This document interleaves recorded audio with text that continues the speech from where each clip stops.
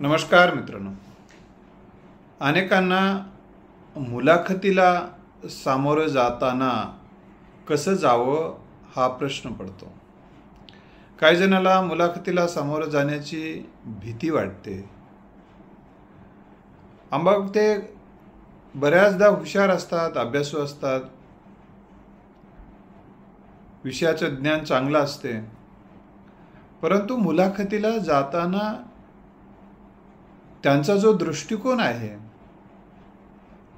त्यांचे जे विचार आहेत, त्यांच्या ज्या भावना आहेत, मुलाखतीविषयी त्यांच्या ज्या कल्पना आहेत, ते जर नकारात्मक असतील तर त्या मुलाखतीमध्ये बऱ्याचदा ते फेल ठरत आहेत. अशा अनेक विद्यार्थ्यांच्या मला सूचना आलेल्या आहेत की सर याविषयी मार्गदर्शन करा. मित्रो, मुलाखतीच्या अनुषंगाने आज आपण चर्चा करू. तुम्हाला ही मुलाखतीची सूचना तुम्ही दिलात त्याप्रमाणे मी आपल्याला हे मार्गदर्शन करत आहे. पण हा व्हिडिओ तुम्ही पूर्णपणे व्यवस्थित समजून घ्या, कारण तुम्हाला घाई लागलेली असते. हे मला येते, ते मला येते, ते मला येते. हा जो दृष्टिकोन आहे ना, माणसाला घातक ठरतो. तो विषय अतिशय शांत मनानं समजून घेतला पाहिजे. आम्ही अनेकदा मुलाखती घेतलेल्या आहेत. त्या मुलाखती घेताना काही अनुभव आलेले आहेत. त्या अनुभवाचा सार सुद्धा या ठिकाणी मी तुमच्या समोर देणार आहे. मी काही मुलाखती दिलेल्या आहेत, घेतलेल्या आहेत.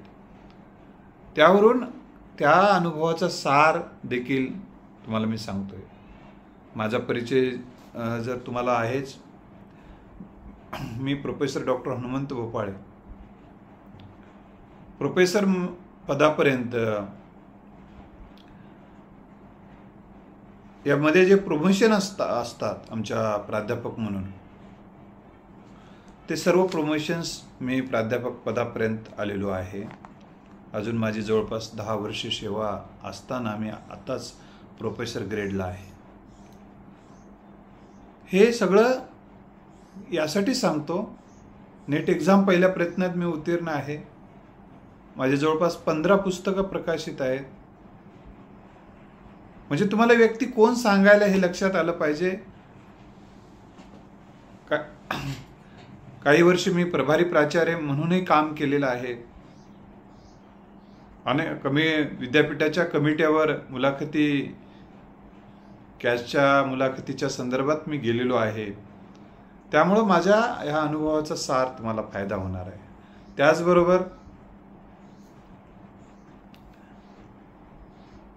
मी या विषयावरचं जे चिंतन अनेक वर्षापासूनचं करतो, अभ्यास करतो, अनेक विद्यार्थ्यांना मुलाखतीचं गायडन्स केलेलं आहे. मुलाखत कशी द्यावी, मुलाखत देताना काय काळजी घेतली पाहिजे, मुलाखतीची पूर्वतयारी कशी करायला पाहिजे, आणि त्याचा अनेक विद्यार्थ्यांना फायदा देखील झालेला आहे.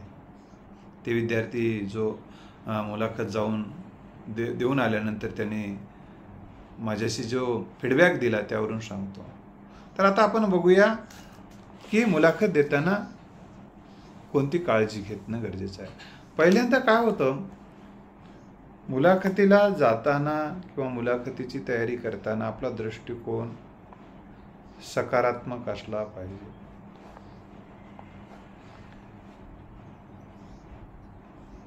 सकारात्मक दृष्टिकोन काय करतो माहिती आहे का? चांगुलपणावर लक्ष केंद्रित करतो. सकारात्मक दृष्टिकोन संकटापेक्षा तो संधी कशी आहे यावर जास्त फोकस करतो, संधीवर जास्त फोकस करतो.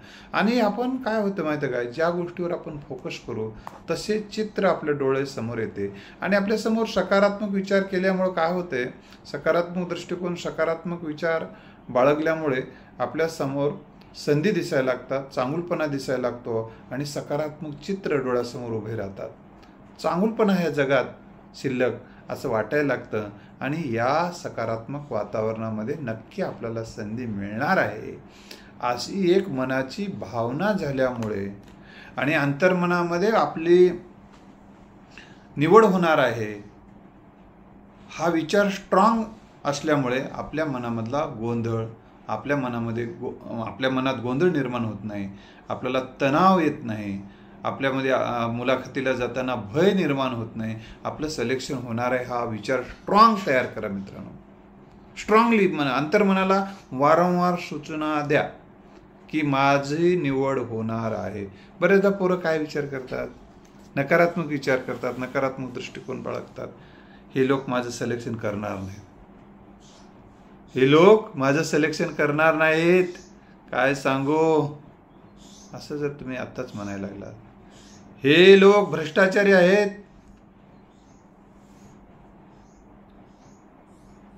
हे लोक पक्षपाती आहेत, निरपेक्षपणे न्याय देत नाहीत,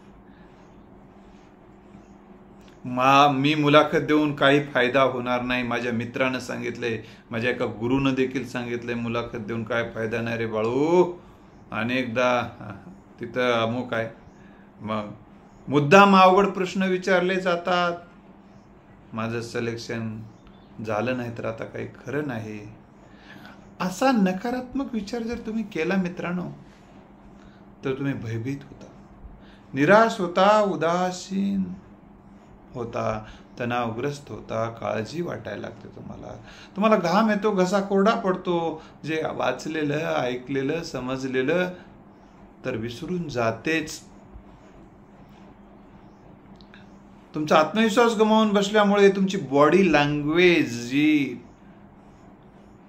स्थिर, शांत, प्रसन्न मुद्रेने, आत्मविश्वासानं तुम्ही जे मुलाखतीला सामोरं जाणं गरजेचं असते, ते मनामध्ये असा नकारात्मक विचार जर एवढा भरलेला असेल, नकारात्मक कल्पना एवढ्या जर भरलेल्या असतील तुमच्या मनाने, आणि तुम्ही नकारात्मक दृष्टिकोन बाळगून असाल तर तुम्ही तुमच्या बॉडी लँग्वेजचे 3-13 वाजले जातात, हे लक्षात ठेवा.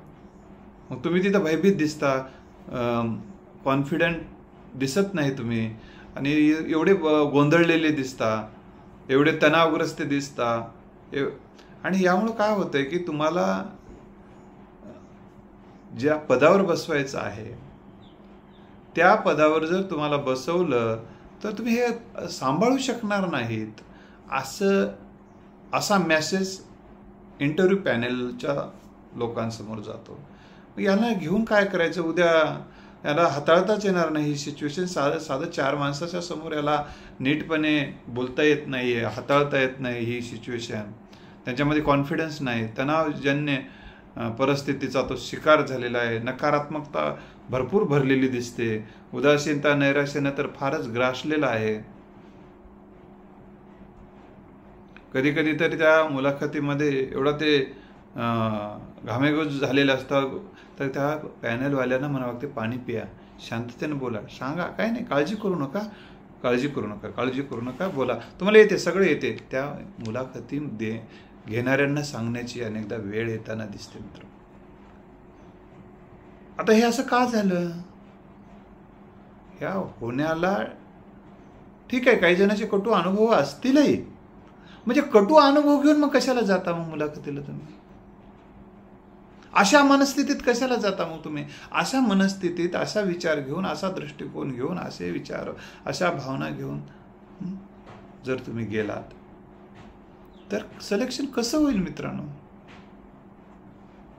मी गरीब हो, मला कसं तरी घ्या, असं जमणार नाही. दुसरी एक महत्त्वाची गोष्ट मित्र, मुलाखतीमध्ये अगोदरच तुम्हाला तुमची व्यक्तिमत्व शांत, संतुलित आहे का? तुम्ही परिस्थिती हाताळू शकता का? माणसं हाताळू शकता का? विद्यार्थी हाताळू शकता का? पालक हाताळू शकता का? शासन प्रशासनात जे कामं पडतात ते हाताळू शकता का? अशा प्रसंगी तुमची व्यक्तिमत्व आतून, मनानं तुम्ही खंबीर आहात का? तुमच्यात आत्मविश्वास आहे का? हे पाहिलं जातं. तुम्हाला चटकन राग येत असेल, चटकन चिडत असाल, चटकन संतापत असाल, हे संतापता का, हे सुद्धा तिथे चेक केलं जातं. एकदा एक उमेदवार म्हणाला, मुलाखतीला सुरुवात होते, प्रश्न एक दोन प्रश्नच विचारले गेले, त्याला ते प्रश्न आले नाहीत उत्तर देता. तो म्हणाला की आता मला प्रश्नच विचारू नका, मी सगळे नाटकं बघितलेत, आता मला घ्यायचं तर घ्या, नाही तर नका घेऊ, मी वैतागलो. एवढं भयानक तो तेव्हा पॅनलला सुद्धा विचारायला ठीक आहे, आपण शांततेनं घेऊ. मग तो थोडा वेळ बोलला, त्याला पाणी पाजण्यात आलं. ठीक आहे म्हणले, काय अडचण नाही, तुमचं क्वालिफिकेशन चांगलं आहे, नक्की तुमचं चांगला विचार होऊ शकेल. अशा पद्धतीने त्याला गोड बोलून त्या इंटरव्ह्यूतून बाहेर जाण्यास सांगितण्यात आलं आणि शुभेच्छा देण्यात आल्या. त्याला सांगायचा हेतू आहे मित्र हा, की असं उचित नाही. तुम्ही मानसिकदृष्ट्या इतके दुबळे असाल, तुमच्यामध्ये स्वतःच्या पायावर उभं राहण्याची ताकद नाही, पाय लात मारेल तिथे पाणी काढण्याची हिंमत नाही असं वाटत असेल, हा खूपच. तर मित्र, या इंटरव्ह्यूच्या पॅनलला तुमचं सिलेक्शन करत असताना प्रॉब्लेम येतात. एक जण मला मी पैसे पण द्यायला तयार आहेत म्हणलं, एका मुलाखतीत एका पॅनलला, मी एका कादंबरीत वाचले, तो पैसे द्यायला तयार असतो आणि पैसे द्यायला मी तयार आहे असं तो म्हणाला. पण पैसे द्यायला तयार आहे होतो, पण पैसे द्यायला तयार आहे, ठीक आहे, त्या ठिकाणी पैसे चालतात असं एक आपण गृहीत धरू. तिथं कोणाचं नाव वगैरे सांगता येत नाही असं, तर एक ठीक आहे, तिथं पैसे चालतात असं गृहीत धरू. पण पैसे चालतात म्हणून काय मग शेताकडला गडी आणून ठेवले असते ना, मग त्याने दिला असता 1-2 एकर म्हणून त्याला घेतात का? मग तसं नसते. मग घरातल्याच सुना, बायका, आजी सगळ्याला बसवलं असतं तिथे. असं थोडंच असते, तसं होत नाही मित्र. असं हे डोक्यातले काढून टाका नका. तुम्ही समर्थपणे सामोरं जा, सामर्थ्यानं समोर जा. नकारात्मक कादंबऱ्या, नकारात्मक विचार, नकारात्मक अनुभव, नकारात्मक सगळं वाचून तुमचं डोकं जर खराब करून टाकलात समजा, तर तुम्ही त्या मुलाखतीला प्रसन्न मनानं, प्लेन मनानं जावं लागते. आता मला सांगा, पुढच्या व्यक्तीला तुम्ही अतिशय भ्रष्टाचारी, हे पक्षपाती, हे नालायक लोक आहेत, हरामी आहेत, असा विचार जर आपण ठेवून जर त्याच्या समोर गेलो, तर त्यांच्याकडे बघतानाच आपली नजर कळते पुढच्यांना. लक्षात ठेवा, तुम्ही नकारात्मक नजरेनंच पाहतात आणि तुम्हाला नकारात्मक नजरेनं पाहणं त्यांना ते सहन होत नाही, आवडत नाही. आणि आत भरलेला बाहेर येणारच आहे. तुम्ही आत भरूनच तसं घ्या. दारू पिऊन गेल्यावर दारू पिण्याचा वास येणारच ना. तसं मनामध्ये नकारात्मक विचार तुम्ही भरून गेलेला असाल, बॉम्ब, राग भरून गेलेला असाल, चीड भरून गेलेला असाल, संताप भरून गेलेला असाल, तर तसे व्यक्त होणार आहे. बरं, तुम्ही म्हणसाल की नाही सर, मुलाखतीला जाताना तेवढं अगोदर मी खूप विचार करतो असा, हे भ्रष्टाचारी आहेत, पक्षपाती आहेत, हरामखोर आहेत वगैरे सगळं मी विचार करतो, आणि कसे वाईट अनुभव मुलाखतीच्या लोकांना आहेत, कसं डावललं जातं वगैरे सगळं वाचतो म्हणला मी. पण ठीक आहे, मग मला वाचलेलं आहे म्हणलं, पण आता मुलाखतीला जाताना मी थोडं तसं कर ना म्हणला. तसं नसतं. कसं असतं माहिती आहे का, आत जे भरलेलं असतं बोलण्याच्या ओघामध्ये ते व्यक्त होते, अनावधानानं व्यक्त होते, अंतर्मन व्यक्त करत असते. हे लक्षात ठेवा, अंतर्मनामध्ये भरलेलं असते ते जाणते अजाणतेपणे व्यक्त व्हायला सुरुवात होते, आणि तुम्हाला कळतही नाही मी असं का बोलून गेलो. लक्षात आलं, असं का बोलून गेलो हे तुमच्या लक्षातच येत नाही. तुम्ही म्हणसाल सिल्ली मिस्टेक झाली म्हणता झालं. तर तुम्ही रिलॅक्स मूडमध्ये सकारात्मक नजरेनं, प्लेन नजरेनं, जास्त तुमची स्तुती केली म्हणूनही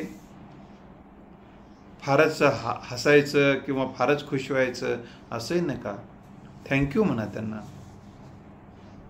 जर एखाद्या वेळी तुमचं चुकतंय, हे बरोबर नाही असं म्हटलं, तर तुम्ही तिथं शांततेनं सांगा की सर, मी जे सांगितलेलं आहे, मी जो अभ्यास केलेला आहे, तो अभ्यासांती मी हे आपल्यासमोर ठेवलेला आहे, एवढंच म्हणा. तुमचं चुकीचं आहे त्यांना काही म्हणून सांगू नका. तुम्ही उलटं बोलता असा त्याचा अर्थ होते, नाही तर मग तिथे तुम्ही तुमचं एखाद्या वेळेस कधी अनुभव कसे असतात आयुष्य जगताना, तुमचं खरं असते, पण लोक तुम्हाला खोटं ठरवतात, त्यामुळे तुम्हाला भडकता येत नाही, तुम्हाला टोकाचं पाऊल उचलता येत नाही. त्यामुळे तुमच्या व्यक्तिमत्वाची ती चाचणी असते. म्हणून त्यावेळेस म्हणा, फक्त शांततेनं म्हणा की सर, माझ्या अभ्यासानुसार मी दिलेलं उत्तर योग्य आहे, एवढंच म्हणा. परत तुम्ही नाही योग्य नाही म्हटलं तर सॉरी सर, हेच उत्तर माझ्या दृष्टिकोनातून योग्य आहे. असं एवढंच म्हणा, तिथं काही माणसं काय दरोडेखोर बसलेले नसतात किंवा गोळ्या घेऊन बंदूक घेऊन बसलेले नसतात. तर दुसरी गोष्ट मित्र, तुमचा सकारात्मक दृष्टिकोन, सकारात्मक विचार, सकारात्मक भावना हे जशा तपासल्या जातात तिथं व्यक्त होण्यातून. काय ते भावना दाखव, दृष्टिकोन दाखव, तुझे विचार दाखव असं नसते तिथं. कॉलेज जसं 10वीचा मार्क मेमो दाखव, 12वीचा मार्क मेमो दाखव, BAचा मार्क मेमो दाखव, PhDचं दाखव, नेट सेटचं दाखव, असं नसते ते. तुमच्या बोलण्यातून ते व्यक्त होत असते, तुमच्या बघण्यातून व्यक्त होत असते, तुमच्या प्रवेश करण्यापासूनच व्यक्त होत असते. तुम्ही किती आज्ञाधारक आहात की नाही, तुमच्यामध्ये नम्रता आहे की नाही, तुमच्याकडे शिष्टाचार आहे की नाही, तुम्ही बसू का विनंती करता की नाही, तुमची बॉडी लँग्वेज कशी व्यक्त होते, बसताना कसं बसता, रेलून बसता का स्थिर बसता, हे खूप महत्त्वाचे मॅटर करतात. त्याचबरोबर एखाद्या विषयाचं तुम्हाला विश्लेषण करता येते का चांगल्या पद्धतीने, त्याच्या सर्व बाजू छानपैकी तपासून घेता येतात का. एका कोणत्याही विषयाला 2 बाजू असतात किंवा अनेक बाजू असतात, ते तुम्ही छानपणे सांगू शकाल का, असा स्वरूपाचा तो भाग असतो. किंवा तो एखादा विषय तुम्ही नीटपणे समजून सांगू शकता का, किंवा एखाद्या विषयाचं तुम्हाला नीट आकलन होत झालंय का, किंवा आता सध्या जरी विचारलं तर त्याचं लवकर तुम्हाला एखाद्या विषयाचं आकलन होते का तुमचं पाठांतरच आहे फक्त. ऐनवेळी विचारलेल्या प्रश्नाचे उत्तर तुम्हाला तर्कबुद्धीच्या कसोटीवर, तर्काच्या आधारावर तुम्हाला काही देता येतात का, हे सुद्धा तिथं तपासलेलं जाते मित्रांनो. दुसरी महत्त्वाची गोष्ट, तुम्हाला सत्य पटवून देता येते का आणि खोट्याला खोटं म्हणण्याची हिंमत तुमच्यामध्ये आहे का, हे सुद्धा इंटरव्ह्यूमध्ये तपासलं जाऊ शकते. तुम्हाला हे सगळंच तपासलं तुमच्याच वाट्याला येईल असं काही नाही, पण हे सर्वसाधारण कधी येईल कोणतं वाट्याला तुम्हाला सांगता येत नाही. हे सगळे मुद्दे तुम्हाला लक्षात ठेवावे लागतील. तुम्ही विचार कसा करता एखाद्या विषयाचा, एखाद्या विषयाकडचा विचार कसा करतात, लोक जसा विचार करतात तसा विचार करता का. एका मुलाला प्रश्न विचारण्यात आला की मराठ्यांना आरक्षण देणं बद्दल तुमचं काय मत आहे. तर त्या मुलानं सांगितलं की मराठा समाजाच्या आरक्षणाविषयी त्याच्या मनामध्ये नकारात्मकता होती. त्यानं मला मराठ्याला आरक्षण देण्याची काय गरज आहे म्हणला, मराठ्याच्या पोरांना आरक्षण देण्याची काय गरज नाही म्हणलं. बरं, काही नोकऱ्यांमध्ये द्यायची नाही, शिक्षणात द्यायची गरज नाही म्हटलं. बरं, नोकऱ्यात आणि शिक्षणात द्यायचे का, ठीक आहे, राजकारणात सोडा असं म्हटलं. नाही, नोकऱ्यात द्यायची गरज नाही, राजकारणात द्यायची गरज नाही, असं माझं स्पष्ट मत आहे. मग त्यांनी विचारलं बाबा शांततेनं, काय कारण, काहीच कारण नाही म्हणला. त्याच्याकडे कारखाने होतं, सगळे मुख्यमंत्री त्यांचेच आहेत, खासदार तेच आहेत, मंत्री तेच आहेत.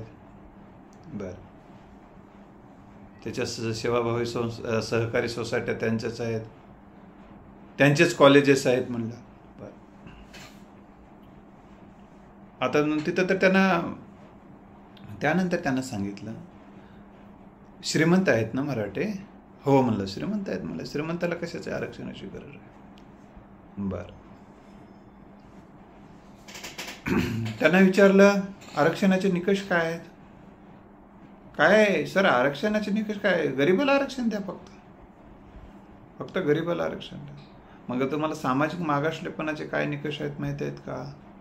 काहीच नाही म्हटलं. मागासलेपणाचे निकष काय म्हटलं, म्हणजे इथं ज्यांना गावाच्या बाहेर राहावं लागते, रानावनामध्ये राहायची वेळ आणलेली आहे व्यवस्थेनं, त्यांना आरक्षण दिलं पाहिजे. हो बाबा, त्यांना दिलं पाहिजे, त्यांना SC आणि ST म्हणून दिले जाते. मग बरे गावात राहतात ना मराठी, मग गावातल्याला राहायला ना पण OBC म्हणून आरक्षण आहेच ना. ते काही नाही सर, पण काही असो मला देऊ नये असं वाटतं, असं त्याचं म्हणणं होतं. त्यांना अजून एक प्रश्न शेवटचा त्याला विचारण्यात आला, तुम्ही असं गोंधळू नका, शांततेनं उत्तर द्या, एवढं चिडताय तुम्हाला वाटत नाही काय. नाही चिडताय काय, सत्य सांगतो म्हणलं, चिडायचं काय. बरं, ठीक. आरक्षण हे किती उत्पन्न असणाऱ्यांना मिळतं OBCतून आरक्षण. OBC समजा मराठ्यांना OBCतून आरक्षण दिलं तर OBCच्या आरक्षणाची काही मर्यादा तुम्हाला माहिती आहे. मला काही माहिती आहे म्हणला, 8 लाख काहीतरी उत्पन्न ज्यांचं आहे तिथपर्यंतच्याच लोकांना 8 लाखापर्यंतच्याच आरक्षण मिळते. 8 लाखाच्या वरपर्यंत मिळतच नाही. 8 लाखापेक्षा ज्याचं उत्पन्न जास्त आहे त्यांना मिळत नाही. मग तुम्ही मराठ्यांना मग ज्यांचं उत्पन्न 8 लाखाच्या वरी आहे त्यांना तर मग आरक्षणाचा लाभच मिळणार नाही ना. ते ऑलरेडी ते मराठे आरक्षणात मिळणारच नाही. पण जे गरीब मराठे आहेत त्यांना दिलं नाही पाहिजे का? ते मराठ्याचे ते श्रीमंताचे नातेवाईक आहेत म्हणला, कसं तरी पोट भरून घेतात त्याच्या आधारानं. मला हे सांगायचा हेतू हा आहे, एखाद्या विषयाबद्दल आपल्या मनामध्ये, मला हे या निमित्तानं सांगायचं आहे, याचा शब्दशः अर्थ कोणी घेऊ नये. या विषयाच्या अनुषंगाने आपल्याला विषय सांगायचा आहे. एखाद्या विषयाचं तुमचं आकलन हे स्पष्ट असलं पाहिजे. तुम्ही सांगू शकता, सर संपूर्ण मराठा समाजाला आरक्षण नको आहे, दिलं नाही पाहिजे असं माझं मत आहे. जे गरीब आहेत, ज्यांचं 8 लाखापेक्षा उत्पन्न कमी आहे, त्यांना आरक्षण द्यावं, हा एक माझा दृष्टिकोन आहे. दुसरा दृष्टिकोन आहे सर की ओबीसीच्या आरक्षणाला धक्का न लावता आरक्षण द्यावं, असं एक माझं मत आहे. कारण ओबीसीमध्ये अनेक जाती आहेत, असं तुम्ही सांगू शकता. असं माझं मत आहे सर. आणि पण गरीब मराठ्यांना न्याय देण्याचं तत्व शासनानं अवलंबच पाहिजे, या मताचा मी आहे. पण इतरांवर अन्याय होऊ नये असं तुम्ही दृष्टिकोन बाळगू, असं तुम्ही सांगू शकता त्यांना तिथं. पण नकोच, याला नको, त्याला नको, हे असे आहेत, ते तसे आहेत, असे अविवेकी उत्तरं तुम्ही जर देत असाल एखाद्या विषयाबद्दल, कोणत्याही बद्दल, मग तुम्हाला असाही प्रश्न विचारू शकतात की हे जे आरक्षण आहे रद्द करायचं का? मग सगळेच आरक्षण रद्द करून टाकायचे का? एखाद्या मुलाला विचारलं आणि तो आरक्षणाच्या विरुद्ध आहे सगळ्यात, सगळेच करून टाकून द्या, चालायचं बायला एका रात्रातून. हे आरक्षण असं रद्द करता येतं का? सगळ्यांचंच आरक्षण रद्द कसं काय म्हणता तुम्ही? असा प्रश्न विचारला. सामाजिक न्यायाच्या दृष्टिकोनात हे योग्य आहे का? श्रीमंताच्या हा इतर काही या व्यवस्थेमध्ये काही जण परंपरेनुसार मागे राहिलेले आहेत, त्यांना पुढं नेण्याचा एक भाग म्हणून, त्यांना सामाजिक न्याय देण्याचा एक भाग म्हणून, त्यांना या व्यवस्थेनं जे मागास ठरवलेलं आहे सोशल दृष्टिकोनातून, त्यांना एक प्रतिष्ठा मिळवून देणे, त्यांना एक न्याय मिळवून देणे हा सोशल जस्टिसचा भाग आहे. तुम्हाला ते नाकारता येणार नाही. त्यावेळेस सगळेच आरक्षण रद्द करून टाका. मुसलमानाला आरक्षण देऊ नका, याला आरक्षण देऊ नका, त्याला असा. मला या सगळं विश्लेषण करण्यामागचा जो दृष्टिकोन आहे तुमचा, की तुम्हाला जे काही म्हणायचं आहे तुम्ही ते शांततेनं म्हणायला पाहिजे. आणि तुमच्या म्हणण्याला तुमची भावना महत्त्वाची नाही मित्र तिथं. तर तिथं तुम्हाला कायद्याचं नॉलेज पण पाहिजे थोडंसं. काय कायदे आहेत, काय आरक्षणासाठीचे काय निकष आहेत हे तुम्हाला माहीत पाहिजे. हे निकष तुम्हाला आहेत आणि या निकषात, इतक्या निकषात समाज हा बसतो, इतक्या निकषात हा समाज बसत नाही. त्यामुळं यांना आरक्षण सध्या तरी कायद्याच्या दृष्टिकोनातून ही अडचणी येऊ शकते असं माझं मत आहे. तर याच्यासाठी मग उपाय काय विचारलं तर तुम्ही उपाय तुमच्या मनानं नका सांगू, त्यांनी विचारलं तर सांगा. उपाय तर करायचा असेल तर तुमच्या दृष्टिकोनातून काय उपाय करता येईल हे तुम्ही कायद्याच्या कसोटीतून सांगावं लागेल. लक्षात आलं? तर असा कोणीही समाजाविषयीचा द्वेष, राग, संताप, सोशल मग तुम्हाला असंही तुमचे परीक्षा पाहण्यासाठी असंही एखादं विचारू शकतात, ह्या आरक्षणामुळे, हे आरक्षण सर्व आरक्षणामुळे गुणवंत विद्यार्थ्यावर अन्याय होतोय असं तुम्हाला वाटते का? तर तुम्ही अशा प्रसंगी होते, व्हायले, कमी मार्काचे लागून चाललेत, अनेकदा जास्त मार्क असून सुद्धा मागे राहिलेत, असं तुम्हाला असं नाही बोलता येत. तुम्हाला एवढंच म्हणता येते की सर्वसाधारणपणे सर, की आरक्षणाचा जो उदय झालेला आहे तर सामाजिक न्यायाचं तत्व म्हणून झालेलं आहे. हे सामाजिक न्यायाच्या तत्वाची गरज आजही समाजात आहे. आजही इक्वॅलिटी नाही आहे. आजही समाजामध्ये इक्वॅलिटी निर्माण झाली नाही. आणि आजही एकूण परिस्थिती देशाची पाहिली असता, एखादी तिथली सामाजिक परिस्थिती पाहिली असता, तर हे अजूनही आरक्षणाची गरज आहे असं माझं मत आहे. कोणावर अन्याय होतोय, होत नाही, या निकषावर आरक्षणाची सोय झाली, करण्यात आली नाही, तर सामाजिक न्यायाचं तत्त्व इथं महत्त्वाचं आहे. आणि सामाजिक न्यायाचं तत्त्व हा संविधानाचा आत्मा आहे सर, असं मला वाटते. असं आपल्याला पद्धतीनं म्हणता येते.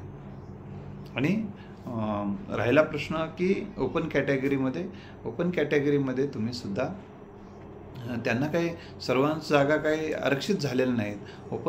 ओपन काही जागा आहेतच, त्याहीमध्ये त्यांनी फाईट करावी असं तुम्हाला सूचित करता येतं.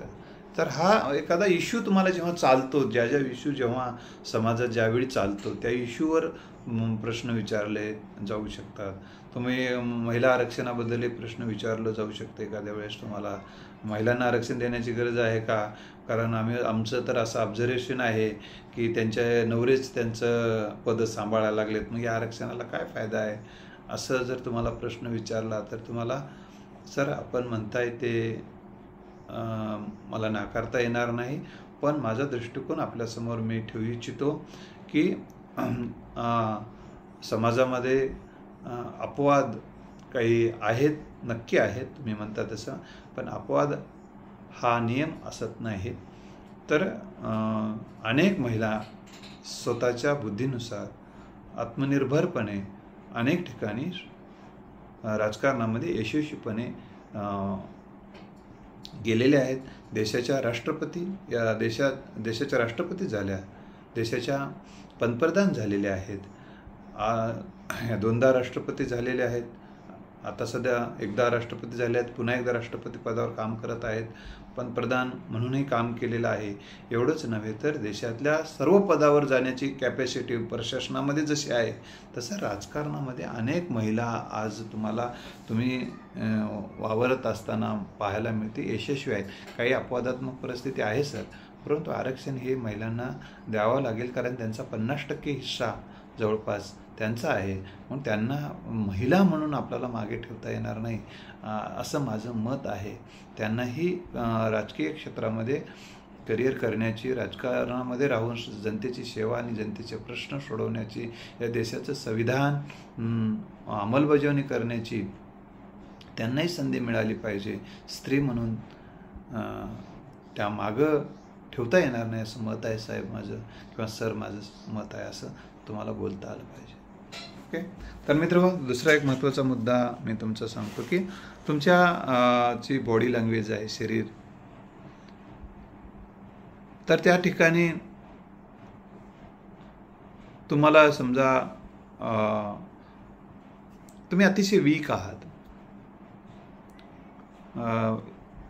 आजारी प्रचंड दिसताय, आजार आहे दिसतंय तुमच्यामध्ये, तुमच्या चेहऱ्यावर काहीच रोनक नाही आहे, तुमच्याकडे बघितल्यानंतर तुम्ही मुलाखतीला येण्याच्या ऐवजी पेशंट म्हणून दवाखान्यातच जाण्याची गरज होती की काय, असा शंका येणे इतकं तुमची शारीरिकदृष्ट्या विकनेस आणि शरीरावर प्रचंड तणावग्रस्त अवस्था आणि रोगी असल्यासारखं दिसणं. म्हणजे तुम्ही शरीराकडे लक्ष देत नाही आहोत, तुम्ही स्वतःचं शरीर सांभाळू शकत नाही, तर प्रशासन काय सांभाळणार आहात, इतरांना काय तुम्ही मेसेज देणार आहात, असाही प्रश्न उद्भवण्याची शक्यता. त्यामुळे तुम्ही व्यक्तिमत्वाचा एक महत्त्वाचा घटक आहे शारीरिकदृष्ट्या, म्हणजे योगासन, प्राणायाम, ध्यान, धारणा, रनिंग असे, स्विमिंग असे, त्यामुळे शरीरसुद्धा चांगलं करणं अतिशय गरजेचं आहे.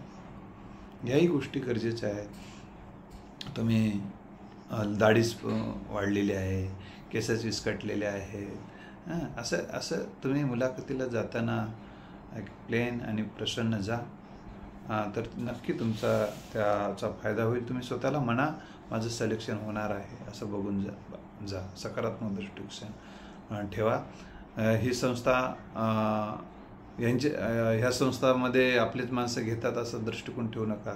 तर तुमचं माझं सिलेक्शन होणार आहे, ह्या संस्थेमध्ये सर्व जाती धर्माच्या लोकांना संधी दिलेली आहे, मलाही ते देतील असा माझा विश्वास आहे असं म्हणा स्वतःला.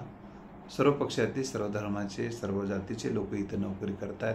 हे काही जण अज्ञानापोटीच म्हणतात या कॉलेजमध्ये ना त्याच्याच जातीचे सगळे भरलेत म्हणतात, मग आरक्षणाचं काय करायचं. 50% आरक्षणाचं काय करायचं? म्हणजे सांगायचा हेतू हा आहे, त्याचेच भरलेत, सगळं त्याचंच आहे, इतकं अज्ञानामूलक विधानं केले जातात, बेधडक केले जातात. असं नसतं मित्रांनो. या गोष्टीचा थोडा अभ्यास केला पाहिजे. तिथं सगळ्यांचा, तिथे आतापर्यंत घेतलेले एकूण कर्मचारी किती आहे, त्याची कॅटेगरी काय आहे, तुम्ही वाटलंच तुमचं कास्ट काय, धर्म काय, हे सुद्धा तपासा वाटलंच. त्याच्यामध्ये कुठंतरी तुम्हाला जर बरं एखादी संस्था, ठीक आहे, ते 50% आरक्षण तर ते द्यावेच लागेल कोणाच्या बापाला, पण आणि बाकीच्या ओपन कॅटेगरीमध्ये आहेत तरी अजून तिथं कोण कोण आहेत हे तपासा थोडं. आणि एखादी संस्था म्हणजे जग नाही हेही लक्षात ठेवा. एखादा अनुभव असू शकतो आयुष्यात कटू, परंतु ते आरक्षणाला तर हात लावून कोणाचं सिलेक्शन होणार नाही हेही लक्षात ठेवा. तर मुलाखत देऊन फायदा होणार नाही असा न विचार करता मुलाखत देऊन फायदा होणार आहे. माझा मुलाखत देण्याचा छान सराव होत आहे. यावेळी तर माझा खूप छान तयारी झालेली आहे. यावेळेस मग नक्की माझं सिलेक्शन होणार आहे.